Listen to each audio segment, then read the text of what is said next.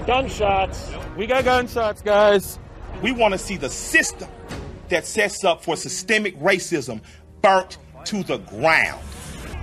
Radical left criminals, thugs, will not be allowed to set communities ablaze. We won't let it happen. Let him breathe, Leaf, man. Let him breathe. I've been trying to hear about it.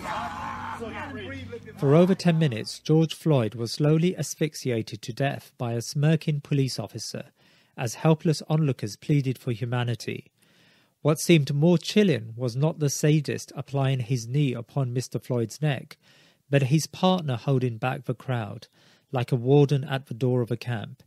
If there was ever a scene that acted as a metaphor for something bigger, it was the pitiful murder of a man, begging for mercy as his humanity was taken away from him and his life ebbed away. Floyd was arrested because a shopkeeper alleged he used a counterfeit $20 bill. But a metaphor for what? Certainly the brutality of the lynching illuminated the worst nightmares of many African Americans that have for years complained about the structural and institutional racism that undergirds American life. Generations of parents have taught their children to show deference to the police in case their attitude and tone would excuse a trigger-happy officer, followed by the usual plea that he was acting in self-defense. My guest today, Hakeem Mohammed, grew up in the communities excluded by mainstream America. He argues that in our anger, we should not undervalue the structural conditions that enable and safeguard those that treat their fellow man as subhuman. The structural racism that plagues American life comes from a broader ideology that shows disdain for non-European cultures and creeds. He argues powerfully that white supremacy cannot be separated from liberalism. In fact, liberal protagonists from Locke to Jefferson, Kant to Rawls have all echoed the same mantra of America and Europe acting as a civilizing force in the world. The metaphor thus can extend to show how America treats others. The atrocities of Abu Ghraib and Guantanamo were conducted by the same people, nurtured within the same cultural climate. Hakeem Mohammed is a public interest law scholar from Northeastern University School of Law, where he holds a Juris Doctoral degree. He has assisted litigation to hold police departments accountable for acts of brutality against African Americans and to exonerate African Americans who have been wrongly convicted of crimes. Hakeem has taught seminars on African American legal studies at Harvard University, Michigan State, and UC Berkeley. He is also co-founder of Black Dawah Network, a Muslim organization that promotes Islamic values and ethics within inner-city Black American communities. Brother Hakeem Mohammed, Jazakallah khair once again for joining us here on the Thinking Muslim podcast. Now, I really want to understand what happened a week back when George Floyd was arrested and he was murdered by these police officers. I mean, from my perspective, and I'm sure for most people who've got a semblance of love for humanity were shocked by these events. So tell us the facts. What happened, and put into words how Black America is feeling at the moment, Brother Hakeem. So what happened to George Floyd is something that has unfortunately been a common occurrence for many African Americans throughout the United States, throughout history. The first relationship that African Americans have with the police is that police functioned as slave keepers. When African Americans would escape from the slave plantation, it was police officers who were commissioned to find them and to recapture them and to put them back in slavery. This is the origin that African Americans first have with the police.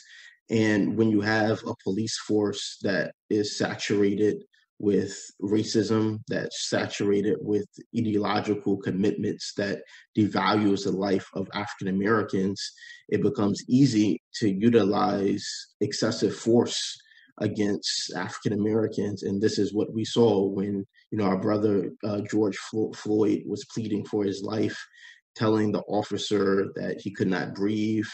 The officer continued to put his knee on him. He wouldn't allow him to get a break. And this is why it's really important to sort of look at some of the ideological drivers of police brutality against African Americans at large. Hakeem, I may be mistaken here, but it seems to me that you're implying that this case shouldn't be taken in isolation and that there is a greater problem that one needs to address. If that is the case, what is that problem and how should we as Muslims respond to that?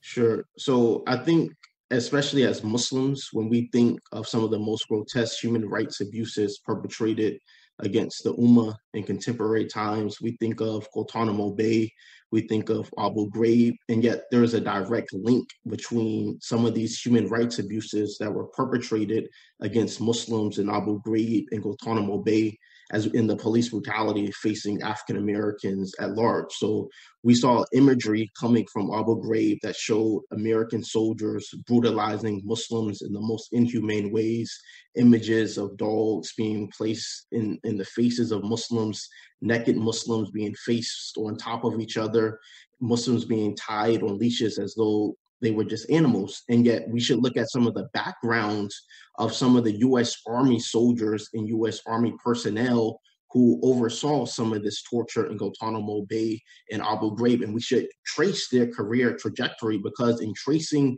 their career trajectory, we will see what brutality that African Americans have been facing at the hands of the police. So, for example, one of the individuals who was responsible for the sodomy, for the torture, for humans, Muslims being leashed against one another like they were dogs, was a U.S. Army interrogator by the name was Charles Grainer. Yet there's a background of Charles Grainer before he became a military personnel in Abu Ghraib that many are unaware of.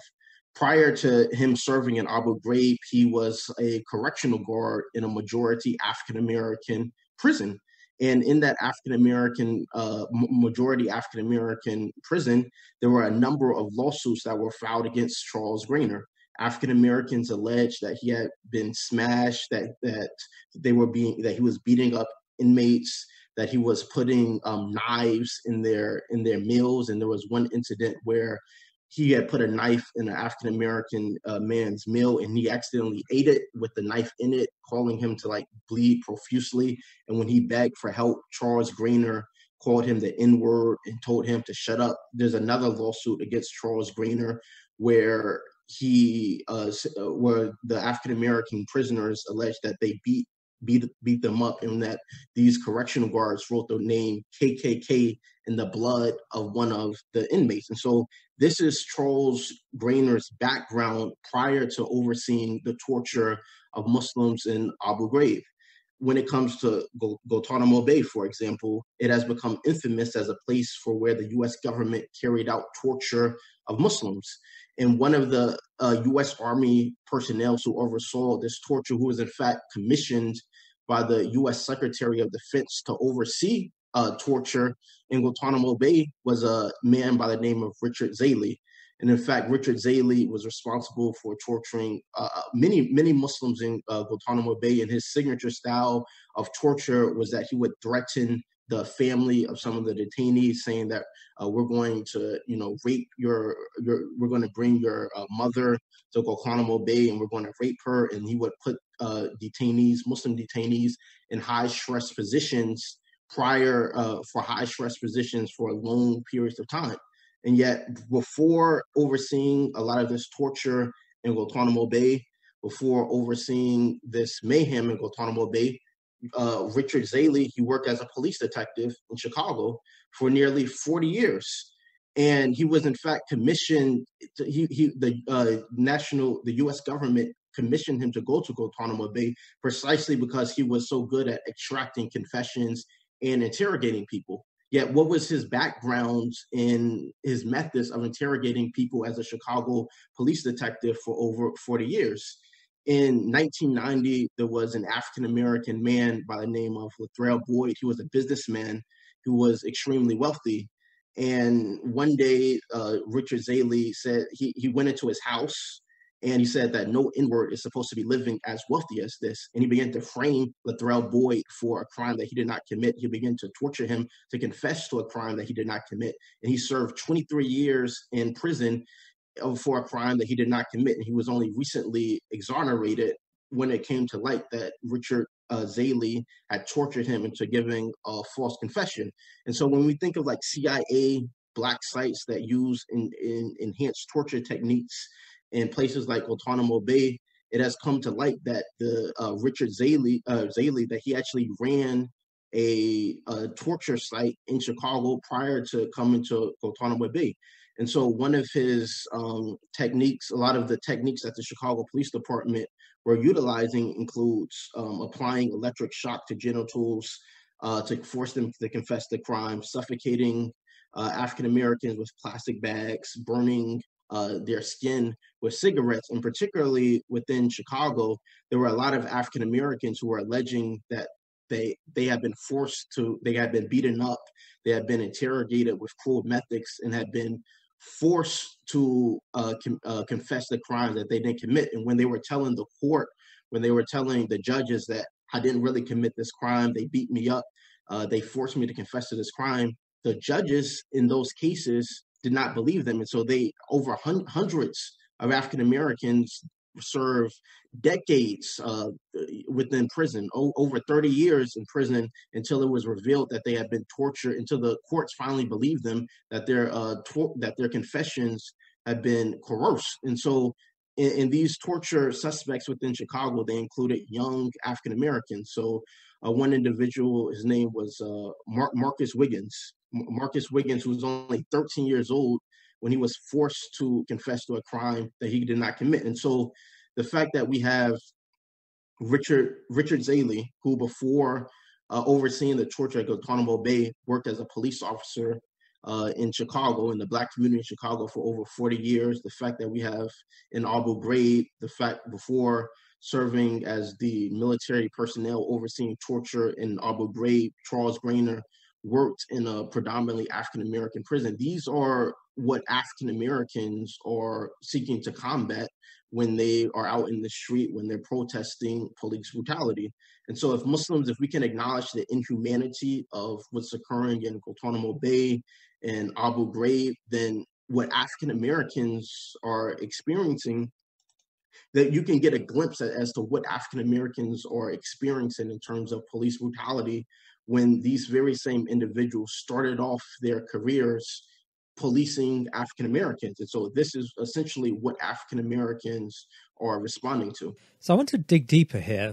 What are the causes behind these sadistic individuals? If you're suggesting that there is a link between domestic policing and international policy when it comes to treating others in Iraq and Afghanistan, then what are the cultural causes surrounding these sadistic individuals that allow them to continue undetected? I think that we should not look at these individuals such as Richard Zaley as well as Charles Grainer as just being aberrations or just being bad apples or just being anomalies. Unfortunately, there's been studies that corroborate the fact that police departments in the United States are overwhelmingly racist. There was a study from Stanford University that did an analysis of over 100 million traffic stops that found that African Americans are more likely to be stopped unjustifiably by police and subjected to searches.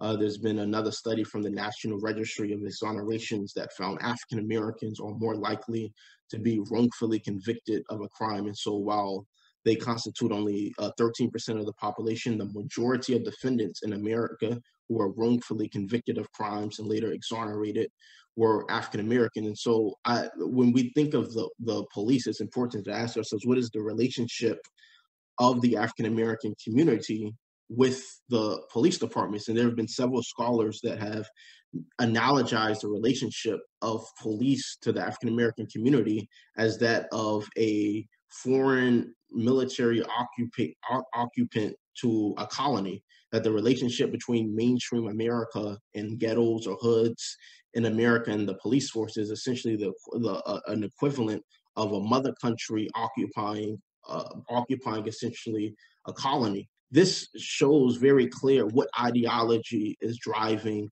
both police brutality domestically against African Americans, as well as torture and imperialism and military intervention in the Muslim world, and that would be white supremacy. The KKK was a terrorist organization that bombed African-American residential homes, that carried out lynchings, where these lynchings were family spectacles. There would be white American families, they would bring their children to observe African-Americans being lit on fire, African-Americans being hung from trees, and they would celebrate this like it was a sport.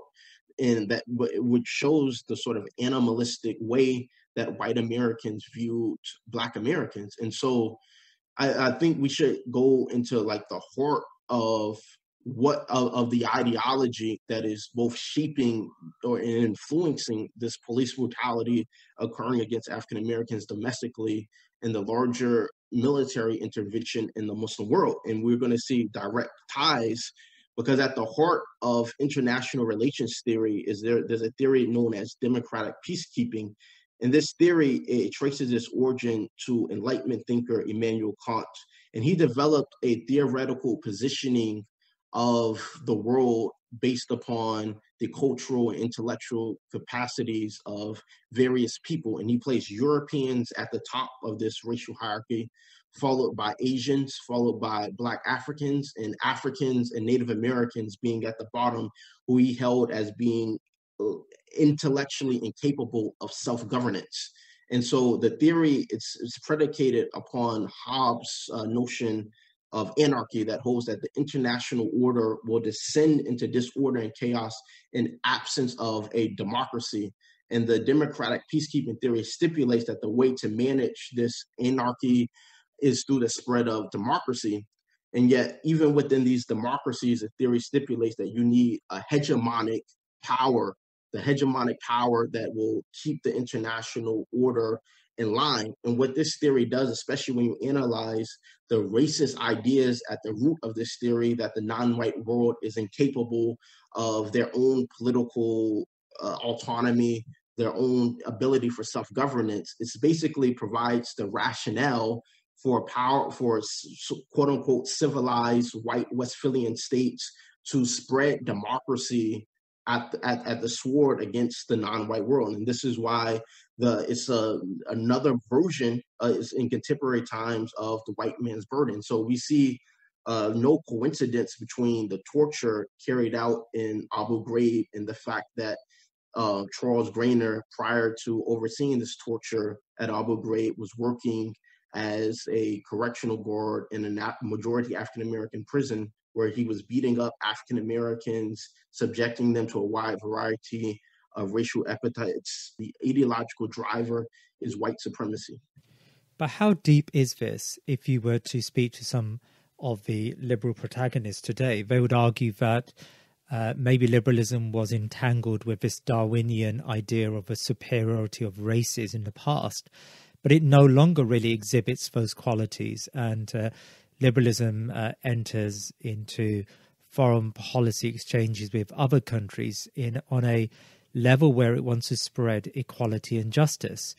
And secondly, I suppose liberalism has moved on. And yes, America has its problems, but some would argue, how could a president like Barack Obama be elected to high office if the country was plagued with institutional racism? So how would you respond to these counter arguments? So the language changes, but the underlying ideology remains the same. It has become politically incorrect in contemporary times to say these people are savages, these races are inferior, let's colonize them, let's imperialize them, let's subjugate them. Instead, they change their discourse to make it seem more acceptable in the contemporary era that we live in. And scholars have given this a name that's called multicultural white supremacy, where they recruit people of color to be part of this larger imperialistic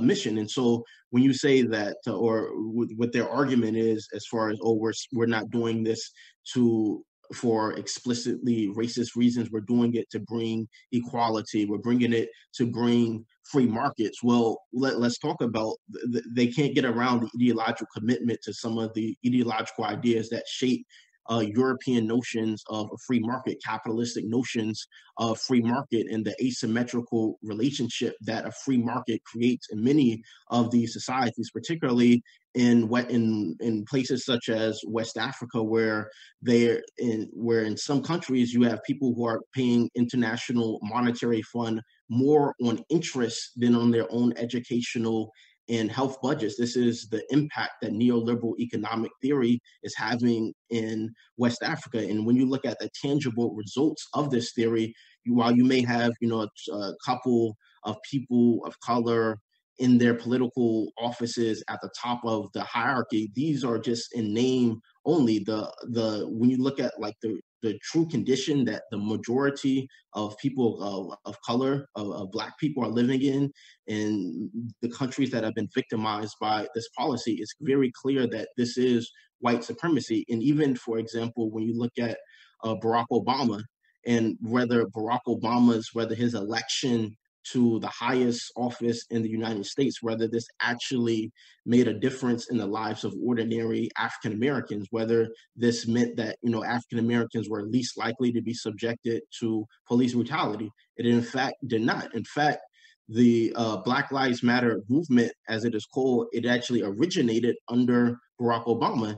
And many in the African American community were very distraught and very disappointed that Obama continued to demonstrate a lack of care for the African American community when they were victimized by the police, even using discourse such as referring to protesters as thugs, no different than the current president, Donald Trump. When you look at, for example, social phenomenon such as redlining and blockbusting, which keep African American communities segregated and in a desolated state. This did not change under President Barack Obama. The Black-white wealth gap, where there's been studies that indicate that even into the year 2050, we're talking about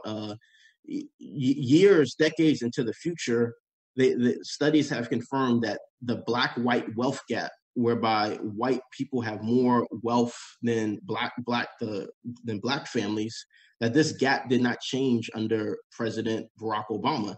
When it looks at just basic metrics of standard of living for African American communities, a Black president did not tangibly do anything to improve their material lives. And so when you see a Black president such as Barack Obama, these are more of a symbolic gesture than anything that tangibly results in the upliftment of African American communities. And we can apply this to international relations. I mean, how many Muslims did Barack Obama drone strike? What are the justifications for drone striking Muslims in Yemen and other parts of the Muslim world? You look at it, it deals with the supreme emergency exemption by John Rawls, who said that even under liberal theory, where they generally respect, quote unquote, the value to life, that if it's necessary to avert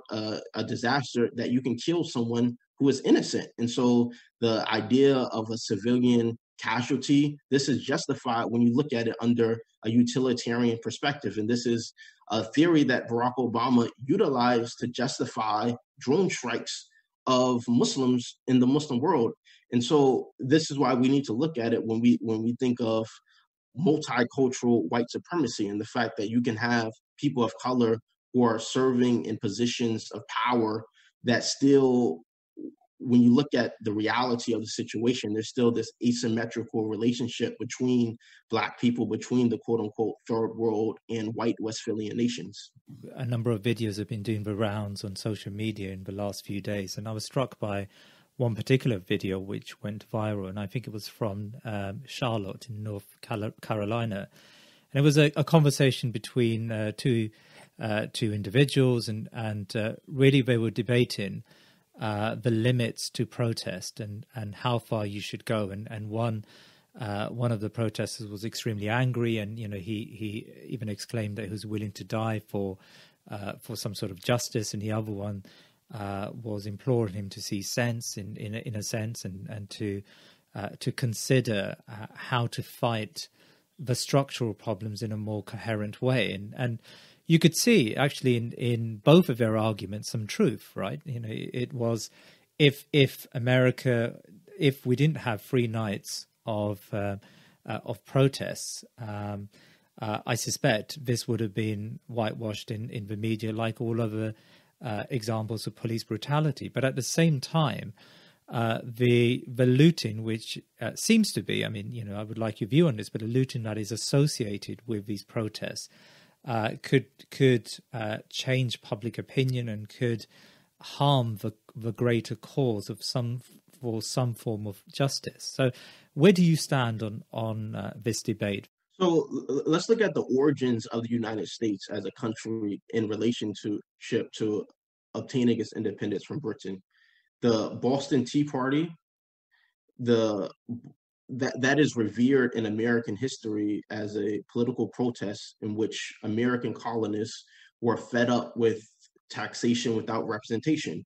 They looted tea. They threw thousands of dollars worth of merchandise down the drain, and they threw it in the ocean. And this was the impetus of the American Revolutionary War. And this is an event that's revered in history as an example of a successful protest. It's looked at the individuals who were behind this, the founding fathers, their view in history as being laudatory, as being great men. Yet this was a tactic that they utilized. And so what about African Americans who were looted from Africa, who were forced to work in America against their will for over 3 centuries, where they're continuing to live in neighborhoods where they're deprived of economic opportunities, deprived of everyday opportunities that are essential to a civilized society? Of course, there's going to be anger, there's going to be outrage. And so if people want to condemn African Americans or individuals who are engaging in looting, then you should condemn some of the founding fathers of America, because African Americans, they're enduring conditions that were far greater in magnitude and far greater in oppression than anything that the founding fathers of the United States faced. And the taxation without representation is nowhere near the level of police terrorism, police brutality, and other forms of oppression that African Americans have faced at the hands of the police. And so this is why even Dr. Martin Luther King, who was an advocate of nonviolence, who was an advocate of peaceful protest, even he had to say that these riots are the language of the unheard. And because when people feel that they have no other means for tangible political change, this is a tactic that individuals resort to.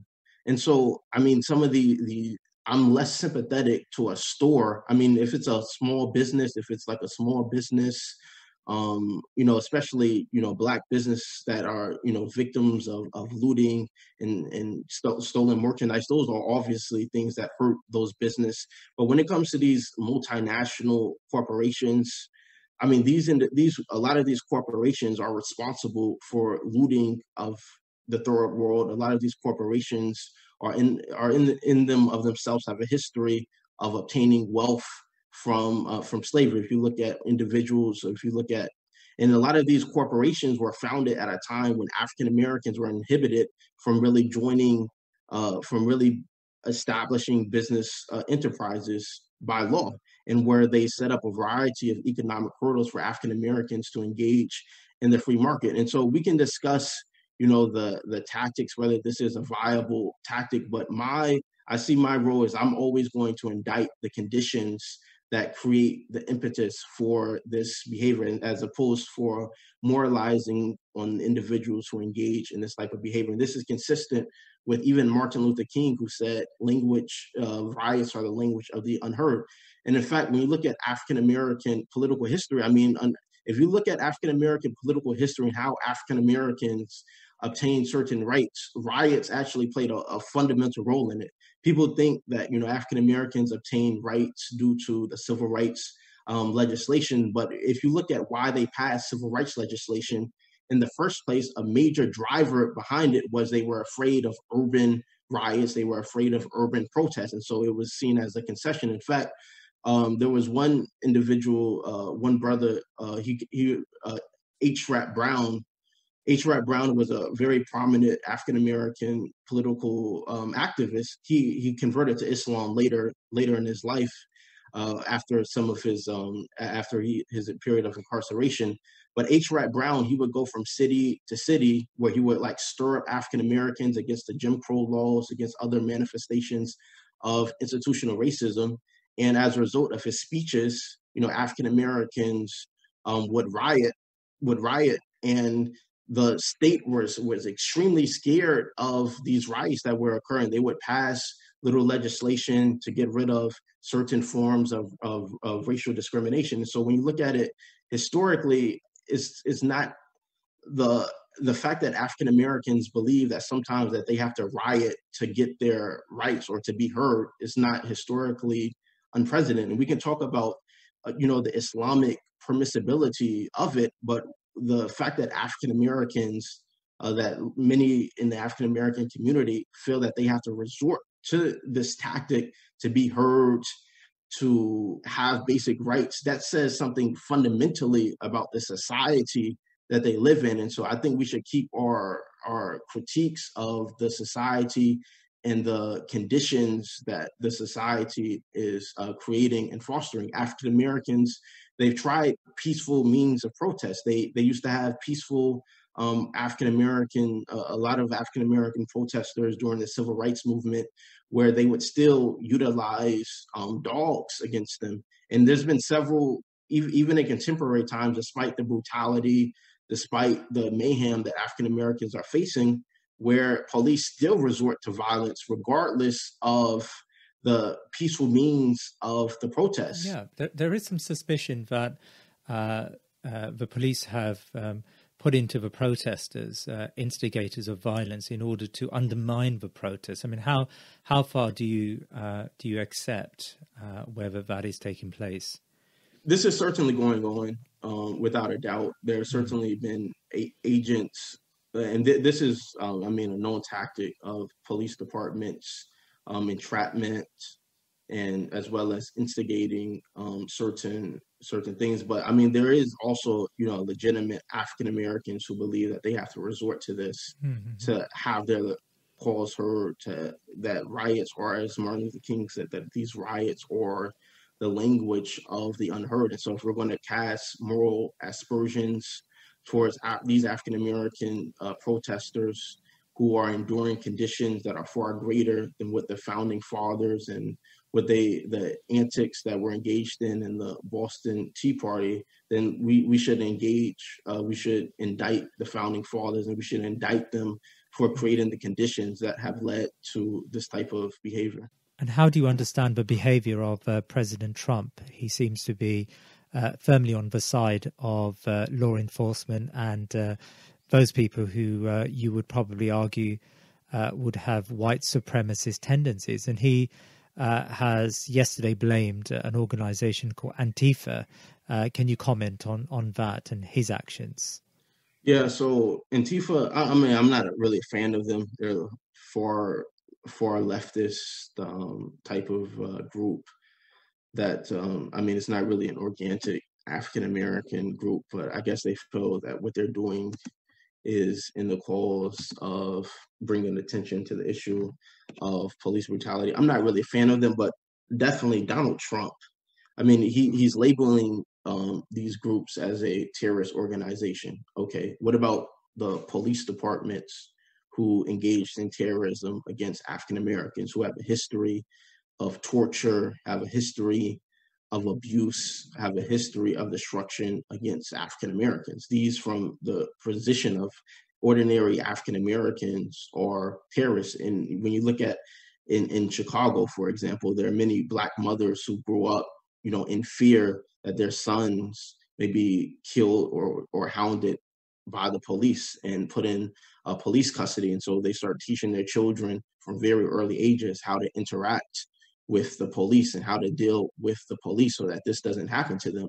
And so this is a manifestation of the terror. There's been studies that confirm that these incidents of police brutality that are broadcasted within social media, that these even harm the mental health of African Americans at large, that it has a detrimental aspect, a detrimental impact rather, of the mental health of African Americans. And so this is a result of terrorism. And so Donald Trump, I mean, he's absolutely part of this white supremacist project to terrorize African Americans. There's no doubt about it. He was an advocate of a policy known as stop and frisk.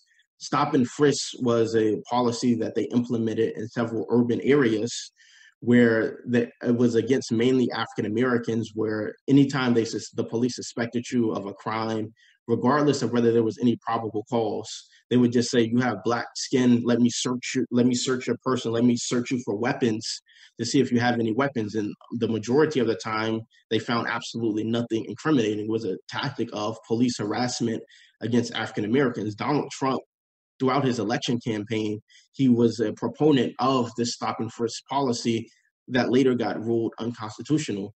Donald Trump, when it comes to the issue of Chicago, he actually said that the Chicago police, they need to get tougher. And it's like the Chicago police have a history of implementing regimes of torture against African Americans. So what does he mean by they need to get tougher?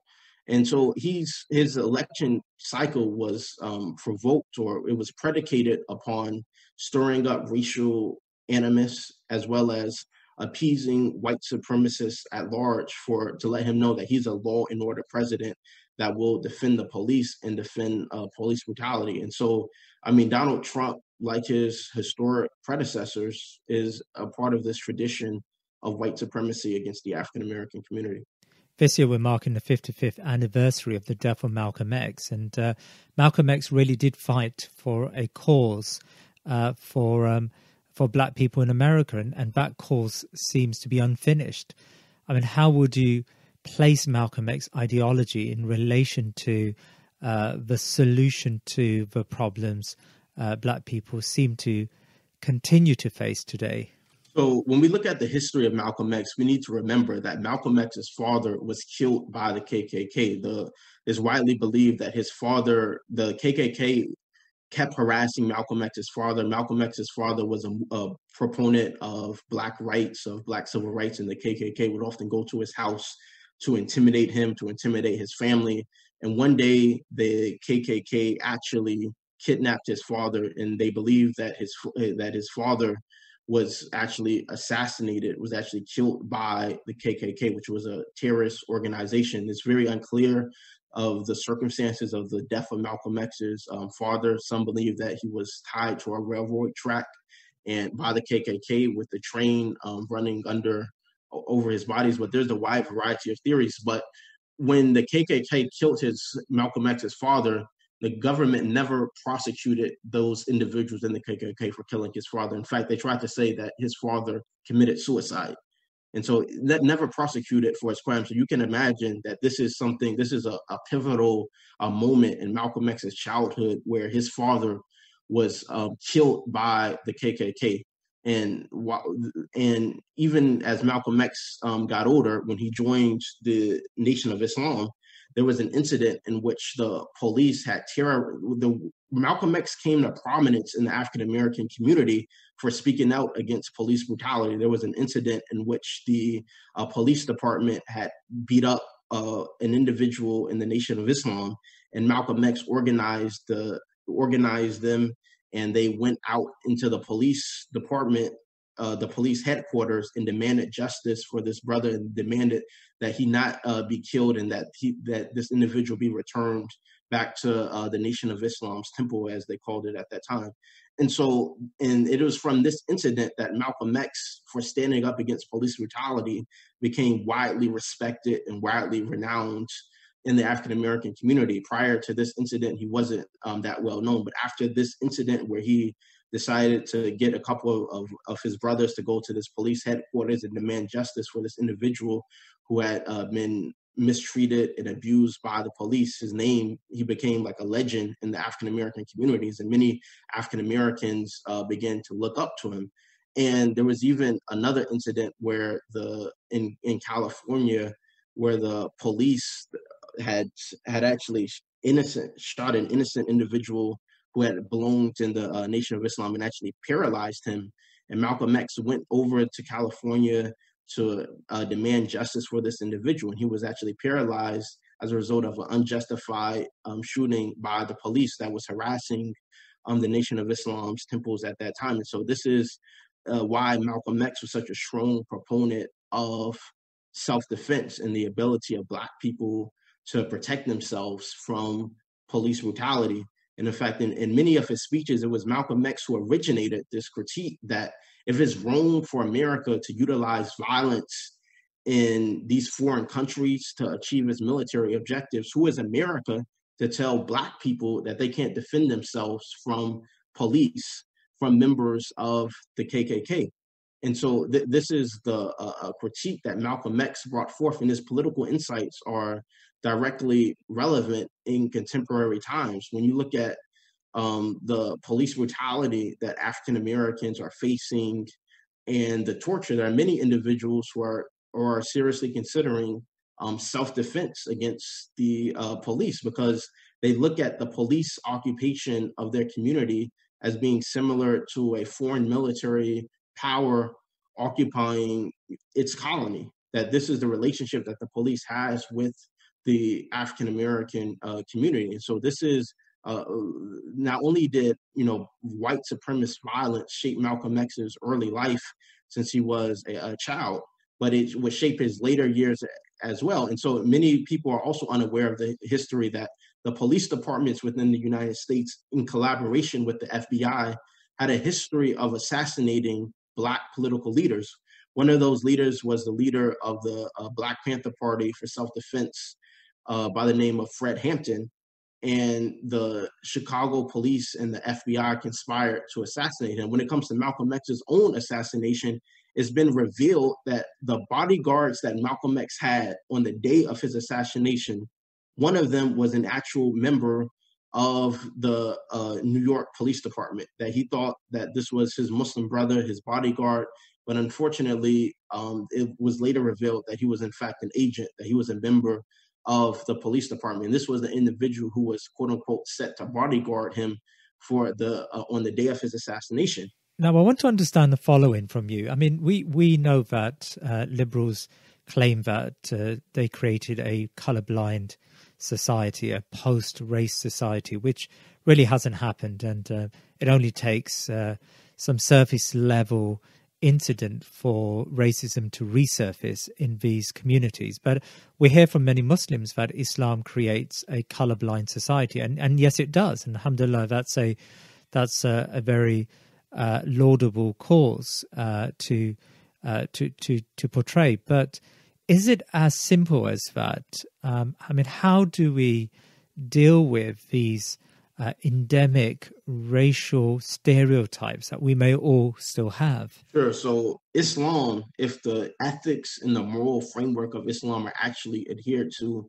by Muslims, and Muslims, these values that Islam provides of Tawheed, that we've been put into nations and tribes to get to know one another, that the best of us, that the Arab has no superiority over the non-Arab, that the non-Arab has no superiority over the Arab, that the white has no superiority over the Black, that the Black has no superiority over the white. These are the ethics that Islam brought to the world before any contemporary anti-racist movement. These are ethics that are enshrined in Islam, and that as Muslims we should be looking to adhere to, not just, but they actually have to be lived ethics. And I think when you look at the diversity of Islam and who constitutes, the Ummah, we have Muslims from West Africa, Muslims from Indonesia, Muslims throughout it's a very, very diverse religion, because Islam has been able to solve so many people throughout different geographic areas of the world have turned to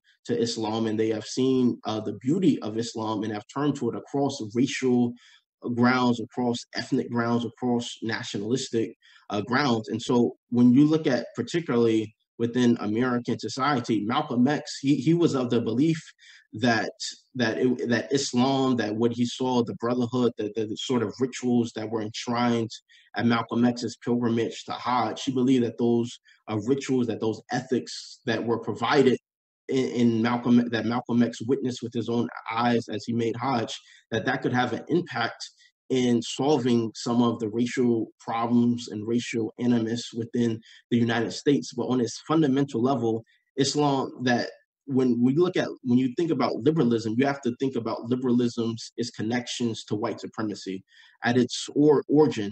And we can talk about contemporary liberalism, but at its origins, John Locke was an investor in the transatlantic slave trade.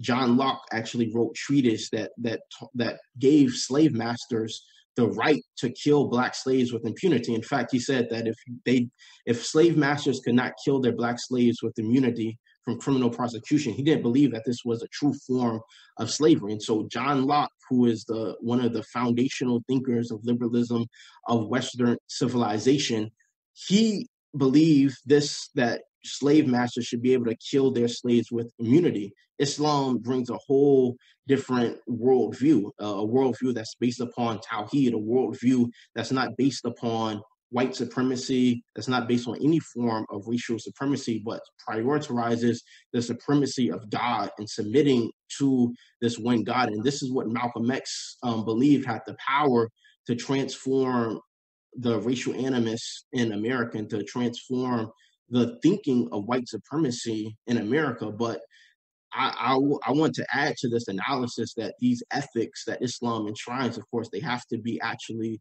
lived. That people should actually be active in dawah and active in calling to these values that Islam calls to within the United States, or else we will see more of the same. When an individual converts to Islam, you can't just keep the same mentality after converting to Islam as before Islam. That if a white brother converts to Islam, that's great, but you have to sort of be conscious of indicting some of the prior white supremacist worldview that is so commonplace in the United States. If everyone converted to Islam in the United States today, that wouldn't be sufficient to resolve the white-black wealth gap. It could improve interpersonal relations between different brothers now that they've all entered the fold of Islam. But when you look at something as historically structured as the black-white wealth gap, or you look at the fact that African Americans have been put into neighborhoods as a result of segregation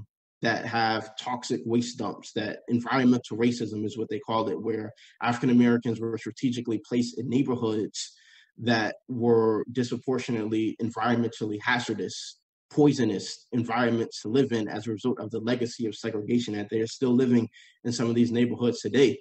So it will take, Islam has a lot to transform society, but the ethics of Islam need to be adhered to.